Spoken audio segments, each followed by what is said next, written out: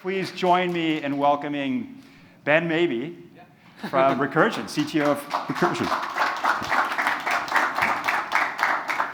Thanks for joining us. Yeah, glad to be here. Hello, everyone. Great to see you in person. So Ben, you talked about this vindication moment. Where you bought these GPUs. Can you walk us through that vindication, and then maybe move into like what specific workloads are being required that are not possible on the cloud, right? Because I think there's a lot of folks who think, hey, why would we need it?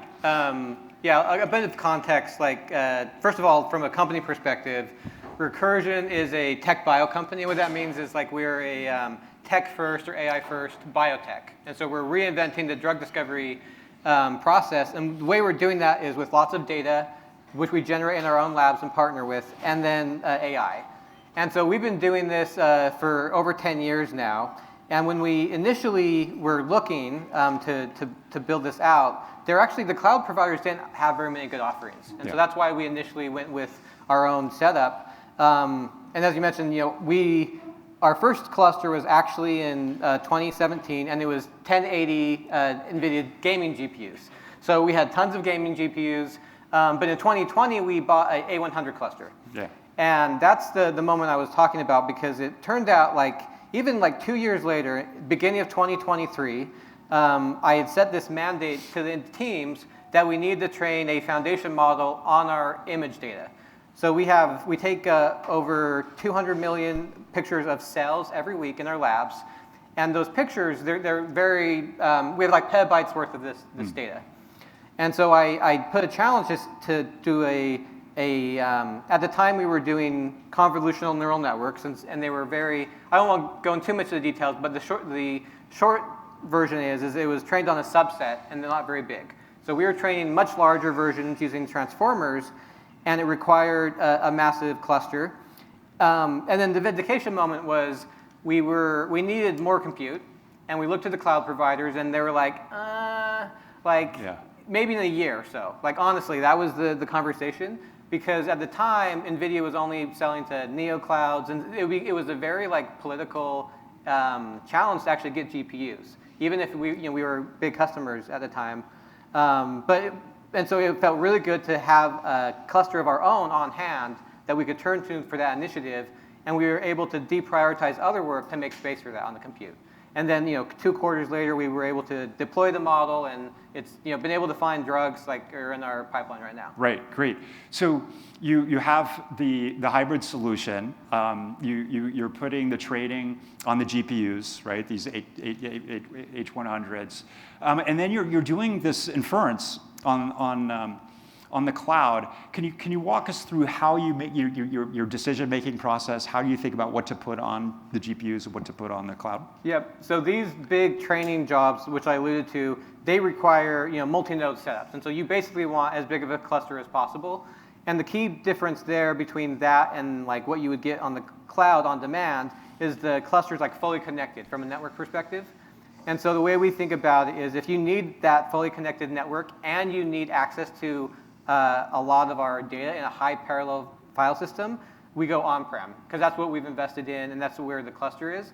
But for the inference jobs, those are jobs that run really fast and they're also, if they get interrupted, we don't care. And so what we do on the cloud is we use preemptible GPUs, and we use preemptible TPUs on Google's.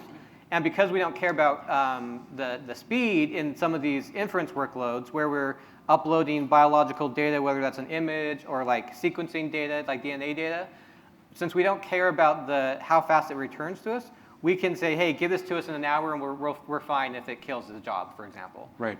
So that's kind of how we think about, if it's a large training job, we put it on-prem, but if it's one of these shorter-lived workloads, we put it in the cloud. Yeah. There's a lot of trade-offs there. We talked about latency, short, long-term jobs.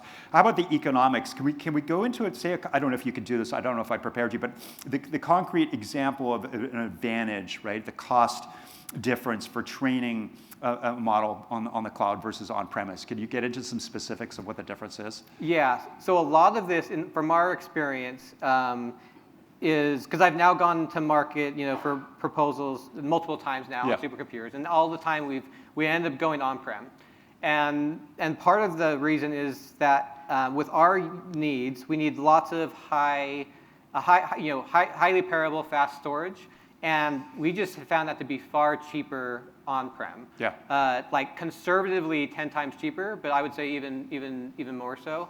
And so when we looked at that, at the end, so you asked for something very concrete. Yeah. For a 5-year TCO, total cost of ownership, it's half the cost, all in. Okay. So I mean, that's pretty hard to argue, right? Because my board had the same questions. They're like, why aren't you doing this in the cloud?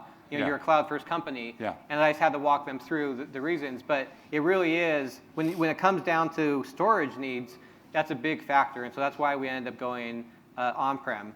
I will say, though, that if it's just looking at GPUs and you don't have much storage needs, a 3-year cloud deal is actually pretty competitive. You can get a better deal in 3 years in the cloud. Yeah. So it really depends on the term, how long you want to make that investment, and then if you have a big data set or not. Yeah. Let's go into the longevity question, right? I think there's a lot of folks who are saying, hey, we're going to wait. We have to wait for the latest GPUs to be available because we want that cost economics there. But you're using these older, the A100s. You've got TPUs. You've got all kinds of things. Can you talk a little bit about what you're actually running on those older machines and why that's still really cool? Yeah. So I actually verified this today. The original cluster, we call it now BioHive 0 because we built BioHive 1, but the old one we called retroactively BioHive 0 on 1080s, these gaming GPUs, those are actually still being used today, which is crazy, right? NVIDIA actually doesn't let you use those anymore, but we are because we got permission. But they're being used right now for physics workloads. So right now we have, the way the drug discovery process works is you identify a target and then you have to design a molecule to hit that target. And we're using these 1080s and these A100s on a on-prem Kubernetes cluster that we can then either do it in the cloud or we can shift it on-prem. And most of that work is now happening on-prem because we have these GPUs. So I don't know, I would just say the myth that a GPU's lifespan is only 3 years, that's definitely not the case. And if you look at research, the State of AI, they showed what GPUs are being cited, and A100 are still top of the list. Right. They're the workhorse of the industry still. So one of your messages, Ben, to this group, a number of folks, and I was actually surprised by the variety of titles here, but a lot of CTOs. If you've said, hey, don't be afraid of owning your infrastructure, it's clear from this message. But if someone's on the fence, right, it obviously depends on the use case, but if someone's on the fence, what is kind of the single defining factor that you would say to help them make that decision? Yeah, I would maybe take a step back and say, first of all, are you willing to commit to AI generally? Yeah. Because if you want to get a cost-effective solution, you're going to have to commit at least 3 years, whether that's in the cloud or on-prem. And then the question, if you are willing to do that, then if you have a large data set, I kind of feel like on-prem is the better solution due to cost. If you don't, then the cloud's pretty competitive at this point. And would that change? Would the economics change with, you talked about, we didn't get into this, but the usage of agents with, you're using Claude Code. For your particular business model, it does, or your product on the pharma side, it probably isn't a lot, right? Compared to the pharma and the modeling that you're doing over there. But can you talk a little bit about whether this answer would change with agents and usage, reasoning models? Yeah, I would say it's more probably about the training, because the training, that takes these large compute clusters, and so that's where this access to these data for us makes a lot of sense. But if you're using agents with RAG and you need low latency access to that, then I could imagine that being an argument to keeping it on-prem as well. So that would be how I would reason through it. And just the other thing, this is a psychological, but I've seen other companies and peers of ours who will not invest in compute, and as a result, they're always paying on demand. And as a result, their teams use far less compute because they don't want to run up the cloud bill. And so even if whether it's not you commit to a cloud 3-year or you do on-prem, I think that's very important, because if you don't do that, innovation really gets hampered by people not wanting to burn money. Run at the bills, yeah, Yep. because it's not a sunk cost. Really fascinating. So I wanted to get that started. It's a great starter, Ben. We are out of time, unfortunately. Yeah. By the way, we do use the cloud, and I love the cloud, so I'm not like anti-cloud at all. Like I just like So are you going to be around? Yeah, I'm here around. So Okay. you can, yeah. So ask me if that, anyone didn't ask the question, grab Ben before he goes up. Yep. Big round of applause for Ben. Thank you, Ben.